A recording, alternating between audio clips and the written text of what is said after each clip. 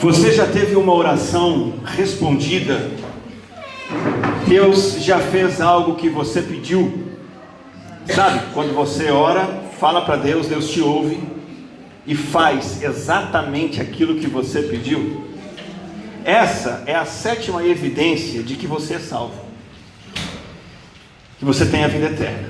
Nós estamos aos domingos à noite focando esse tema, olhando para 1 João. Quais são as evidências de que eu sou salvo? Porque a verdadeira salvação ela é evidenciável, demonstrável, verificável. E aqui vai mais um teste. Dá para saber se você é crente, se Deus responde às suas orações. A base para esse princípio é 1 João 5, 13 a 15. E eu quero focalizar esse versículo com os irmãos, com a igreja, nessa noite. 1 João capítulo 5, apenas 3 versículos, do 13 ao 15. E esse texto nos fala sobre orações e orações sendo atendidas por Deus. 1 João 5, 13 a 15. Diz assim o texto: escrevi estas coisas a vocês que creem no nome do Filho de Deus, para que saibam que têm a vida eterna. Verso 14: esta é a confiança que temos ao nos aproximarmos de Deus. Se pedimos alguma coisa de acordo com a vontade de Deus, o que é que vai acontecer? Ele nos ouvirá. E olha o verso 15: e se sabemos que Ele nos ouve em tudo o que pedimos, sabemos que temos o que dele pedimos.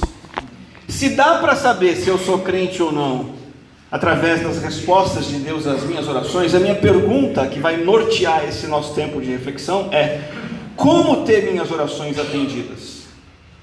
Nós carecemos de entendimento no meio evangélico em quase todos os assuntos espirituais, assuntos de fé, assuntos bíblicos, e nós carecemos de entendimento em relação a esse assunto também: como ter orações atendidas. Eu quero olhar esse texto com o seguinte foco ou ângulo: como eu posso ter as minhas orações atendidas?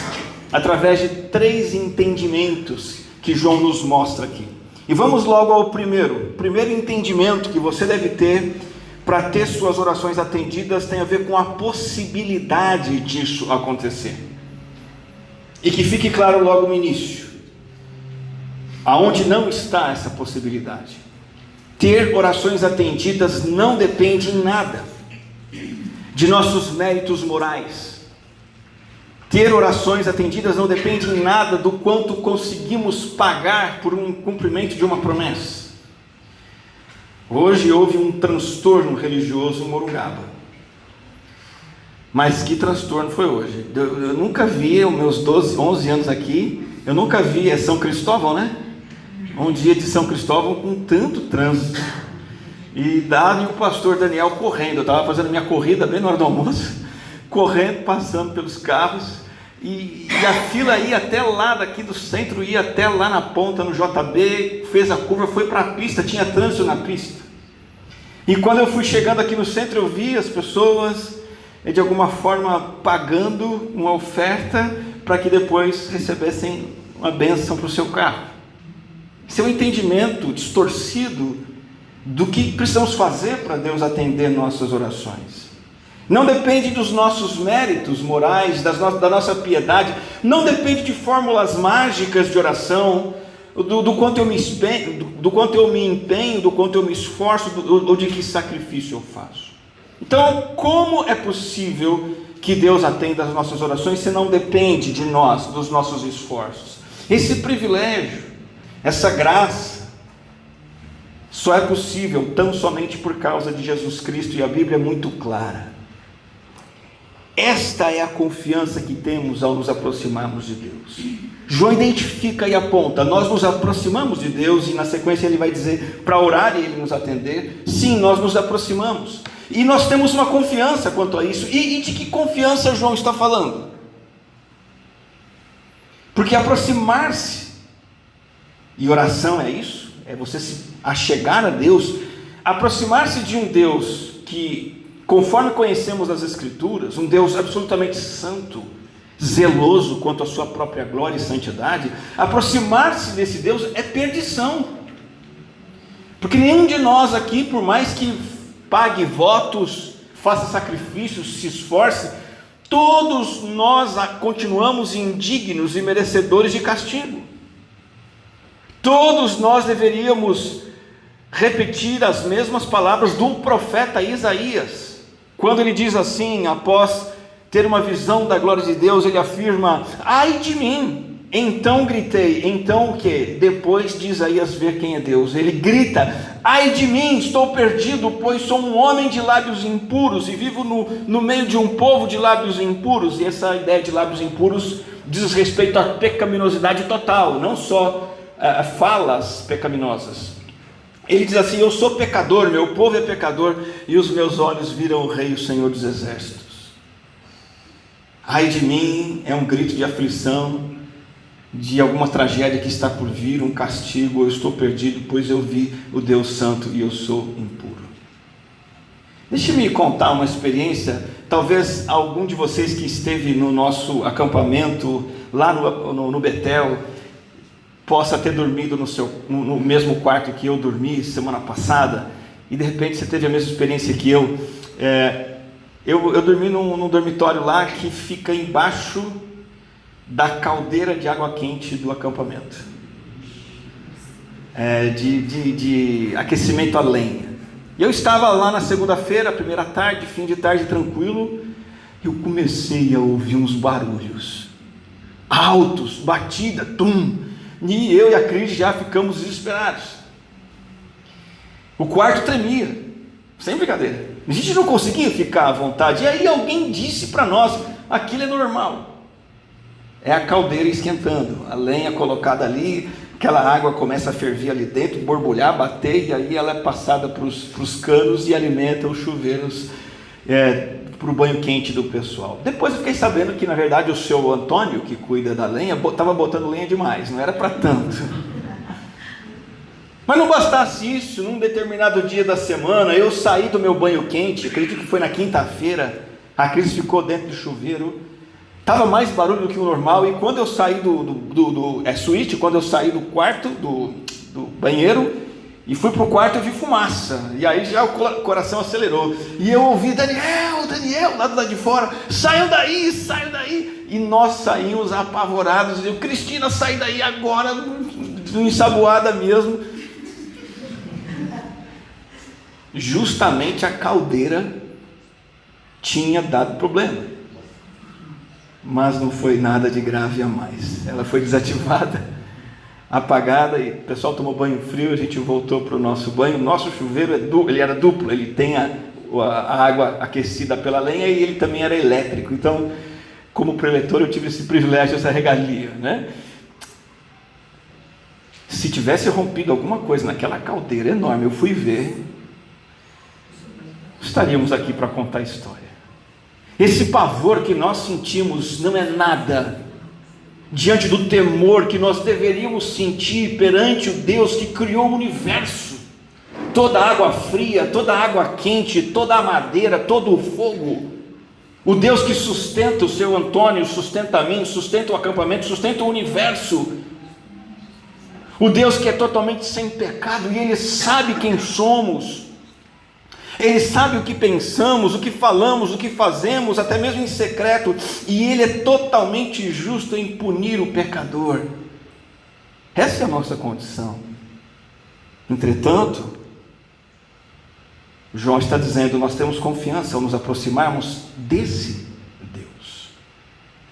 E a razão para isso é porque o Evangelho muda esse quadro, e nós não precisamos ficar no ai de mim, porque há uma provisão maior, que nos dá essa confiança humilde, não porque nós somos transformados, porque decidimos ser evangélicos, porque começamos a ir para a igreja, nos tornamos moralmente bons, dizimistas, super crentes, ou porque somos descolados e falamos bem. Tem gente que a gente vê orando e fala: nossa, aquela pessoa ora tão bonito que não é possível que Deus escute. Preste atenção. Oração bonita não torna a sua oração nem um pouquinho mais merecedora da atenção de Deus. E aqui está a possibilidade de Deus ouvir as nossas orações. Escrevi essas coisas a vocês que creem no nome do Filho de Deus, para que saibam que têm a vida eterna. Há uma obra, e essa obra foi feita por Jesus, e nós, crendo no nome de Jesus, podemos saber que temos a vida eterna. Entenda o que João quer dizer com saibam que têm a vida eterna. Nós não sabemos muita coisa nessa vida. Na verdade, se você parar para pensar, a gente sabe muito pouco no sentido de ter certeza. E de todas as incertezas que temos, talvez a que mais, como igreja, nós temos visto que é uma grande incerteza, é a questão da enfermidade e das doenças. Como elas nos pegam de surpresa. Não somente a minha família da Cris, mas vários familiares e várias famílias da igreja têm lutado com esse drama. Inclusive, domingo passado, o nosso momento de oração foi direcionado a essas lutas que temos passado, de pessoas adoecendo, lutando, fazendo tratamento, muitas vezes não encontrando a cura. Incerteza. Nós não sabemos. Se não bastasse, temos 3 meninas em casa, essa semana chegaram mais 2. E pititicas, menores, para incrementar o trabalho nosso. E claro que as 2 pequenininhas, mais a Bárbara, resolveram ficar doentes. Passamos hoje lá na farmácia da Cláudia, ela nos ajudou e dá-lhe remédio na molecada, elas estão aí no cultinho aprendendo a palavra. Nós não sabemos. Nós não sabemos. A nossa saúde e tudo mais é uma enorme incerteza, mas João está dizendo que a vida que Deus tem para nós não é assim. A vida que é mais do que uma vida biológica, João está falando aqui de vida eterna, a vida espiritual, a vida com Deus, a vida do alto, essa é absolutamente segura. Saibam que tem a vida eterna, e nisso não há dúvida, é uma segurança espiritual que é a base das nossas orações. Vocês podem saber, ter certeza, ainda que não saibam o que vai acontecer na próxima hora ou na próxima semana. Ainda há pouco estava conversando com o irmão da igreja. Surpresa, minha empresa perdeu o posto que ela ocupava e eu perdi o meu emprego momentaneamente. Ainda que não saibamos o que vai acontecer conosco na próxima semana, podemos saber que temos a vida eterna por causa do que Jesus Cristo fez na cruz. Sua morte e sua ressurreição. E nós já temos aqui agora e a teremos para sempre. E João nos ensina que o acesso a essa certeza como é? É pela fé. Vocês que creem, têm essa certeza. Uma vez que você ouviu e entendeu o Evangelho, ouviu e entendeu que o Filho de Deus veio a este mundo em forma humana, o Filho eterno se encarnou e viveu entre nós sem pecado. Você ouviu, entendeu e creu que Ele foi para a cruz, assumindo a sua culpa, julgado pelo seu pecado, para te dar vida.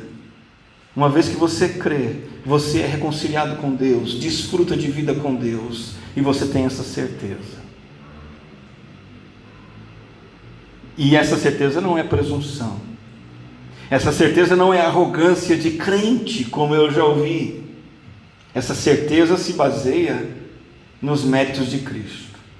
Uma vez que eu acho que eu mereço algo de Deus, porque eu estou fazendo algo por merecer, isso de fato é arrogância da maior.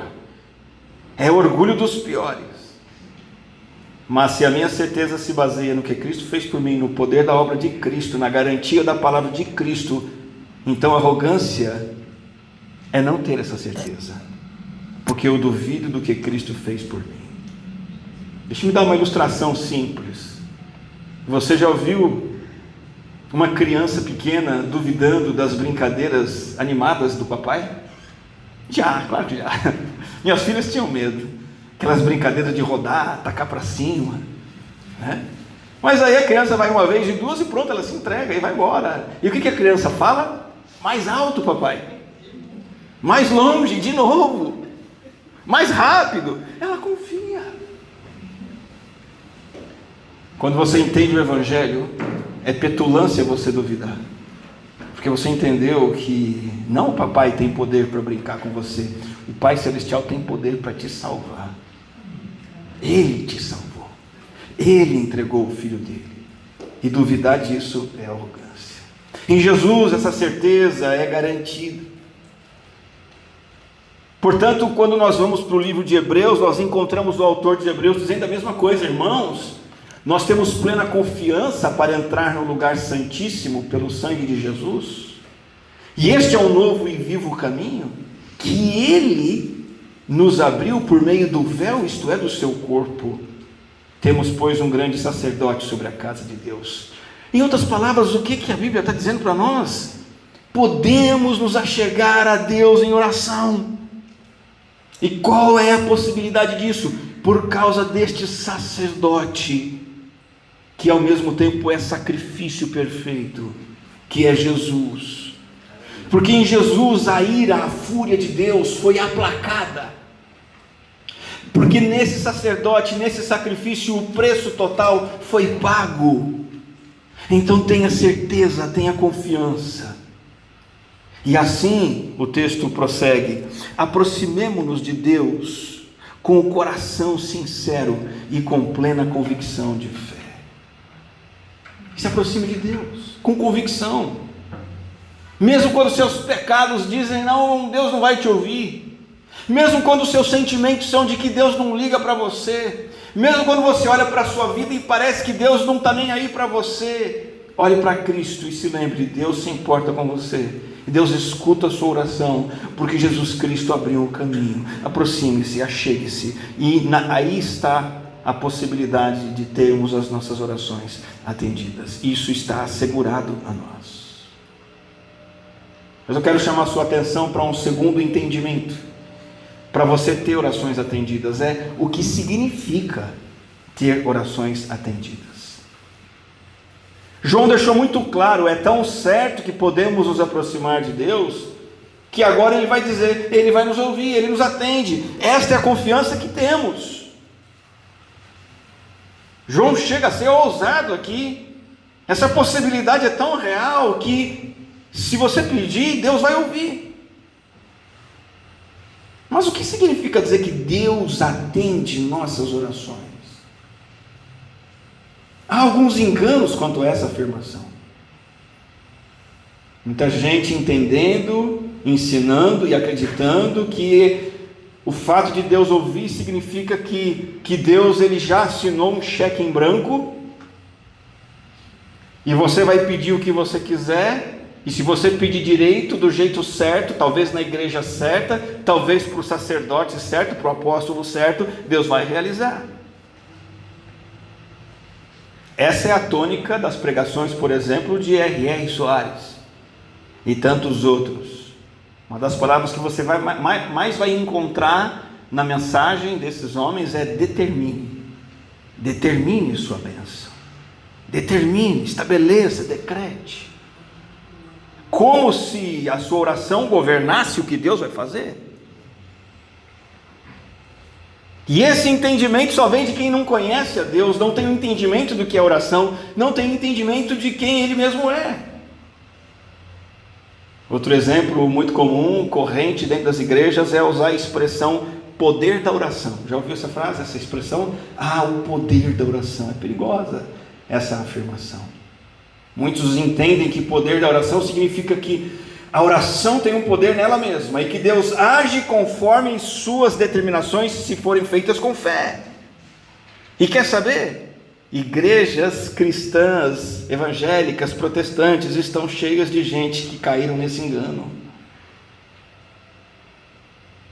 Então você tem ideias como a oração move o céu. Cantores, pastores dizendo: olha, você precisa fazer Deus se mexer. Olha, você precisa fazer Deus agir. Enquanto você não juntar a sua fé e determinar as coisas, Deus não vai fazer.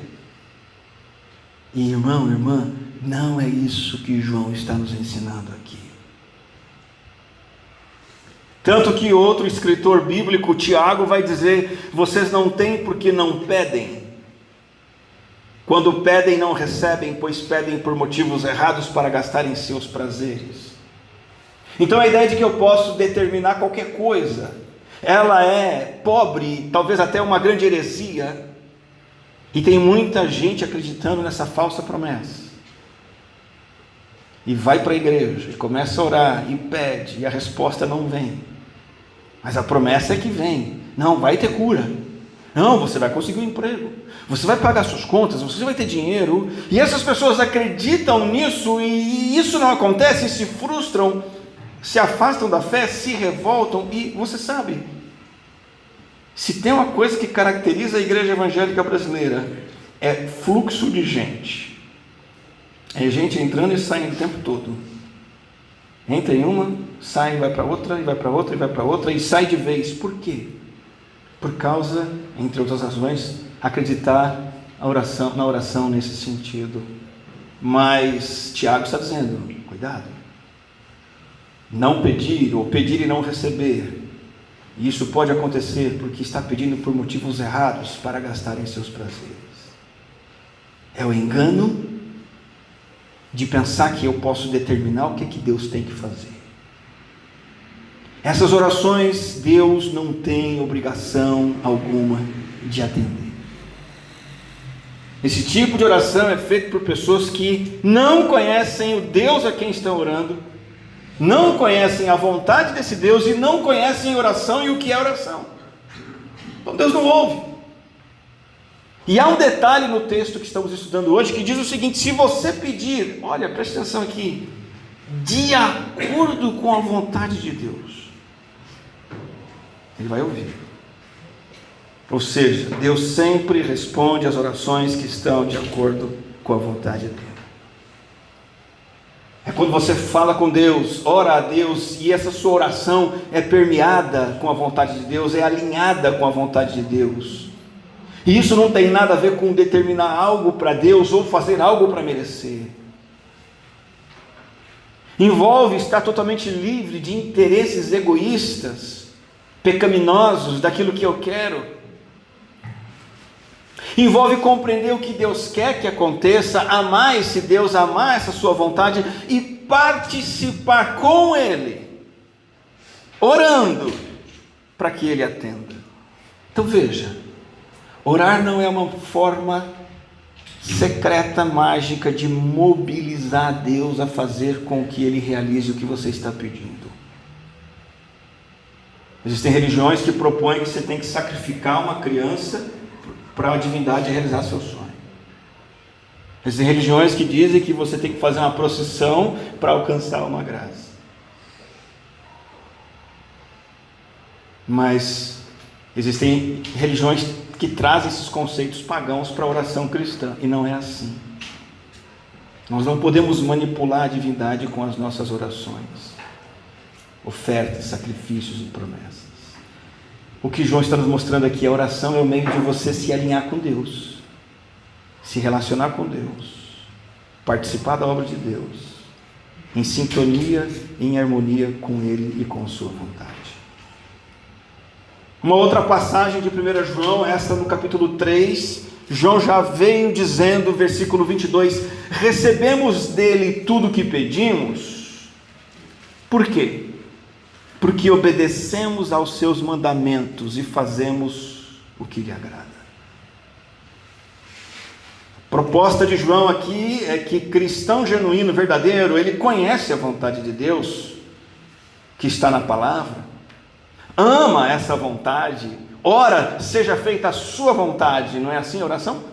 Diariamente, e obedece essa vontade, e decorrência disso, ajusta as suas orações à vontade de Deus. Então, vamos para alguns exemplos do que são orações sintonizadas com a vontade de Deus. Em primeiro lugar, uma vida de oração sintonizada com a vontade de Deus sempre é voltada para os outros. Se você ainda usa da oração como um recurso pessoal, e quase que só para isso, os seus interesses, cuidado. Não é esse o significado de ter orações atendidas. E um segundo aspecto da oração de acordo com a vontade de Deus é que ela é focada nos interesses espirituais de Deus, não nos desejos humanos. Vou dar exemplos concretos disso, e essa é uma oração mesmo que eu faço, por exemplo, quando você ora, para que você, sua família, seus filhos, se mantenham comprometidos com Deus, enquanto vivem num mundo que está na contramão de Deus, um mundo que seduz, que persegue cristãos. Quando você ora para que a sua família fique firme na fé, essa é uma oração segundo a vontade de Deus? Sim ou não? Sim. Ele vai atender? Vai. Quando você pede para Deus, Deus, eu quero te conhecer melhor, Deus ouve esse tipo de oração? É interesse de Deus? É de acordo com a vontade de Deus? Aí Deus responde dando uma circunstância difícil para você, através daquele sofrimento, você chegar ao Senhor. Ele está te ouvindo. Quando você diz assim, Senhor, eu quero ajuda para entender tua palavra e quero praticar tua palavra, me dá poder para isso. Isso é uma oração de acordo com os interesses de Deus?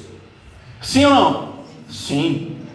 E aí você percebe que Deus ilumina seu entendimento, lhe dá força, compreensão e capacidade de obedecer. Ele responde. Quando você começa a orar por uma pessoa que não conhece Jesus, um descrente, um incrédulo, orar pela conversão de um incrédulo é orar segundo a vontade de Deus? É ou não?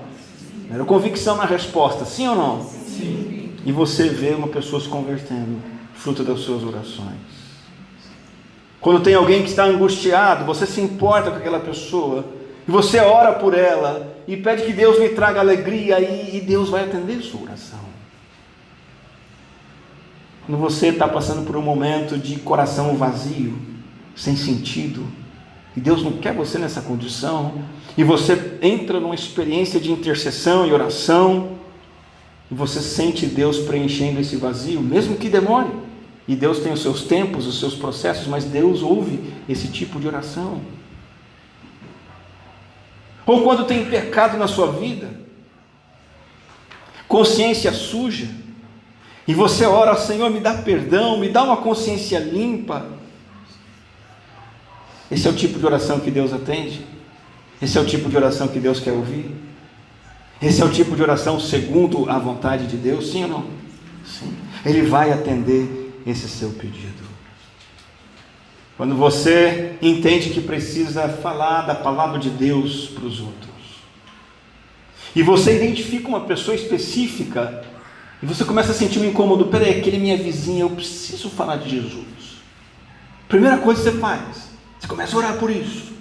Essa oração está de acordo com a vontade de Deus, sim ou não? Sim. E você vai orando por isso, e vai se encorajando, e sente que Deus lhe dá graça, e te ajuda a se aproximar, a fazer um contato e evangelizar.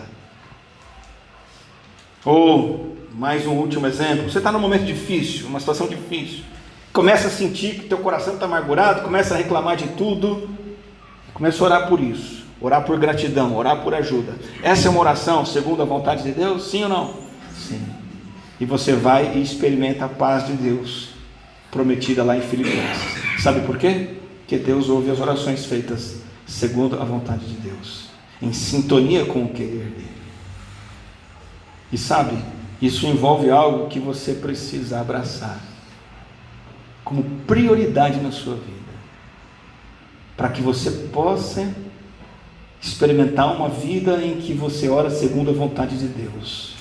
É preciso que você abrace um compromisso de uma vez por todas. E este compromisso é crescer no conhecimento da vontade de Deus. Cristãos que são negligentes em buscar conhecimento bíblico jamais vão experimentar o que João está prometendo aqui.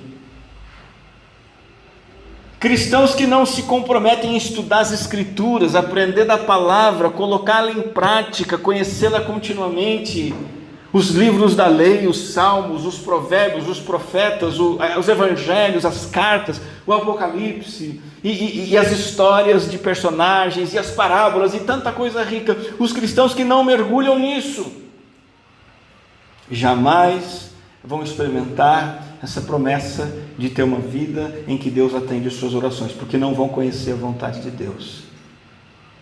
Não conhecendo a vontade de Deus, não vão orar de acordo com essa vontade. Não orando, estarão fazendo a oração de Tiago a vida toda. Tem crente que passa a vida toda fazendo aquela oração de Tiago. Nunca ora. Quando ora, pede e não recebe, porque só pede para satisfazer os próprios interesses. Oração não é um sacrifício, uma fórmula mágica, uma porção mágica para você obter de Deus o que você quer. Nós já entendemos a possibilidade de ter orações atendidas, o significado, e por último, João nos traz esse entendimento, o benefício de termos orações atendidas. E você pode achar que o benefício é Deus fazer o que você quer, mas é claro que não faz sentido algum pensar dessa forma, à luz do que nós já entendemos até aqui. O benefício é quem começa a experimentar orações atendidas, está orando segundo a vontade de Deus e começa a receber respostas. O benefício é a própria certeza da vida eterna, a própria experiência de crescer em confiança e em certeza. Deus está comigo, eu estou com Deus, eu quero mais. Esta é a confiança que temos ao nos aproximarmos de Deus. Se pedimos alguma coisa de acordo com a vontade de Deus, Ele vai nos ouvir. E sabe o que esse versículo nos ajuda a pensar? Que Deus está ansioso para responder às orações de seus filhos. Ele está dizendo isso. Talvez Deus esteja mais ansioso de responder orações suas do que você está disposto a pedir. Eu posso imaginar que há uma certa frustração no coração de Deus, porque Ele quer fazer muito mais do que nós estamos pedindo.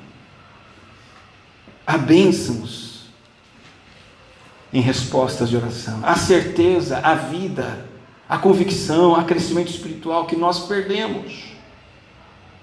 Como vimos no ponto anterior, muita gente tem pouca experiência com oração atendida porque não ora, ou porque tem uma vida pobre de oração, ou porque ora segundo os seus próprios interesses, e isso leva a uma vida de oração pobre e vazia, e leva a dúvidas sobre a salvação. Ore com fervor, segundo a vontade de Deus, e você vai desfrutar cada vez mais da certeza que a oração respondida traz, e você desfrutará da bênção e do consolo de ver Deus atendendo, e você vai crescer nessa experiência, nesse entendimento.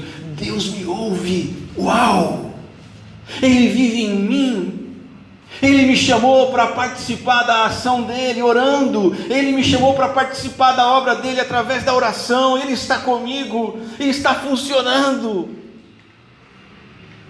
Essa experiência vai se repetindo mais e mais, e você nunca vai querer voltar atrás. Esse é o benefício. O Senhor atendendo suas orações, e você experimentando Deus agir, e a certeza de que Ele está com você, e que você tem a vida eterna. Dá para saber se você é crente, se Deus responde suas orações. Você está ganhando hoje 3 entendimentos para isso acontecer. Você entendeu a possibilidade de Deus ouvir suas orações. A base não são seus méritos, seus esforços, seus sacrifícios, suas dádivas, seus dízimos. A base é Cristo. Nós nos achegamos a Deus porque Cristo abriu o caminho. Nós oramos porque Cristo morreu por nós. Nós oramos porque Ele nos substituiu naquela cruz. Você ganhou um entendimento hoje do que significa ter orações atendidas? Nunca se esqueça, lembre-se, ter oração atendida não significa ter um cartão corporativo no bolso, tipo aquele do Bolsonaro, do Lula, que a turma tanto persegue. É um cartão mágico. Você compra o que você quer, faz o que você quiser. Não é esse o significado. Não significa determinar coisas que Deus vai te obedecer. Oração atendida significa um alinhamento do seu coração com o coração de Deus. Os seus interesses morrendo para que os interesses de Deus cresçam dentro de você, e você então participa do que Ele deseja, do que Ele faz, através da oração, orando segundo a vontade dEle. E o efeito, o benefício, é a sua própria convicção de vida eterna. É a experiência e a certeza da sua salvação, de uma comunhão com Deus crescente. Neste momento final da mensagem, vale você se colocar diante de Deus em oração, aí onde está, e se questionar como está a minha prática da oração. Está escassa? Convite do Senhor nessa noite é: coloque a oração na sua agenda e priorize. Essa é uma marca vital de salvação e de vida eterna. Talvez sua vida de oração esteja cansativa, fracassada, talvez você não veja respostas. Sua decisão hoje é buscar o conhecimento da vontade de Deus, familiaridade com os interesses de Deus, e parar de pedir somente aquilo que você quer e começar a pedir aquilo que Deus quer. Talvez você está desencorajado ou receoso em orar, acanhado. Lembre-se, acanhamento em orar é arrogância, porque você não está confiando no Deus que possibilitou a você poder orar. Talvez essa noite o que você tem que fazer é se lembrar de Jesus Cristo, do sacrifício que Ele fez para que você pudesse se achegar a Ele em oração.